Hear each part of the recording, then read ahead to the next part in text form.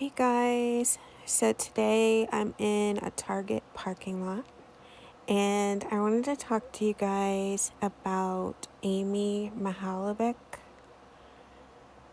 She was a 10-year-old girl who was kidnapped and murdered in 1989, and it's still an unsolved case, so I wanted to talk about it. Amy would be 44 this December, so we'll never know what Amy would have done with her life because some loser took her life when she was just 10. So she was from Ohio and she was kidnapped from a shopping center in Bay Village, Ohio. And that is in Cleveland's surrounding area. So initially, they only had a sketch of the person because one of her friends saw the guy that she left with at the shopping center. Now, through the course of the investigation, they found out that this man had called her and wanted to meet her because he said her mother had been promoted at work and he thought that he could help Amy buy her a gift. And this breaks my heart because anytime an adult preys on the naivety of a child or anyone, it just breaks my heart because here she thought this man was her mom's coworker probably, and that she was gonna help surprise her mother. And imagine the horror when you are in a car with this man and find out that's not what's going to happen. So I really want them to find this guy because he's deserving of justice. And if they don't find him in this lifetime, if he's watching, just know that we all have to answer to God. So justice will be served at some point. So they didn't find her body till February 8th, 1990. So they have done an extensive investigation. They got thousands of leads. There were a lot of suspects initially that took lie detector tests. And they continue to comb through leads to this day. So in November 2006, a few girls, I guess were Amy's age at the time that Amy disappeared, remembered that in the weeks prior to Amy being abducted, a caller had called them too. So they were 10-year-olds getting phone calls before Amy did, saying that the girl's mother had got promoted and wanted to know if they would go with him to buy her a gift.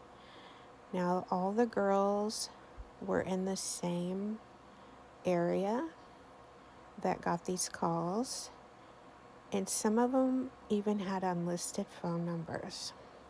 So that was kind of a lead to the investigators because it had to be somewhere the girls' phone numbers were that was not public knowledge.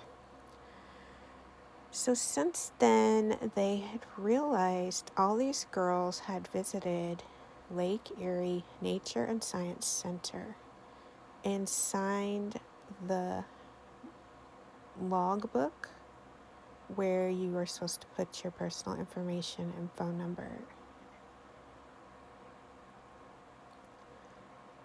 So it's almost like whoever worked at this Lake Erie Nature and Science Center or had access to that logbook could have been involved. So as they were combing through the evidence in 2016, they're always revisiting these cases. They had found that a blanket and curtain were near Amy's body, and it had been collected from the crime scene. But they never noticed before that they had hairs on them. But the hairs were similar to Amy's dog, so that's why they took the evidence with them, because they felt like it was used to hide her body before she was left in a field.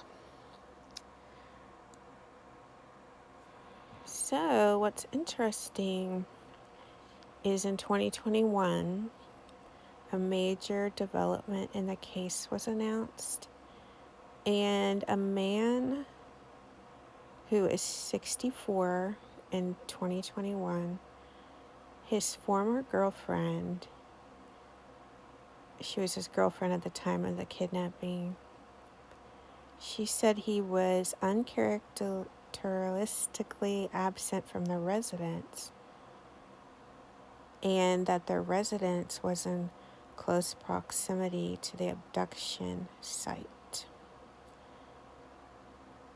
And later that night, he had called his girlfriend to see if she had seen the media releases about the abduction. And he was acting like he was interested just because he was employed in the same city and his niece was the same age as Amy. And the police had looked in their interviews and realized they had interviewed this man, and he had made suspicious comments regarding Amy's mother. He said he met her, and he failed a polygraph test. So the two individuals who witnessed Amy being kidnapped, they had pointed him out in a lineup, this guy with the new lead. They pointed him out in 2020, so they have very good memories from that day. And his vehicle is consistent with the one the suspect drove at the time. And the carpeting was similar in color to the fibers found on Amy's body. So, wow, I think, did we not just solve this case?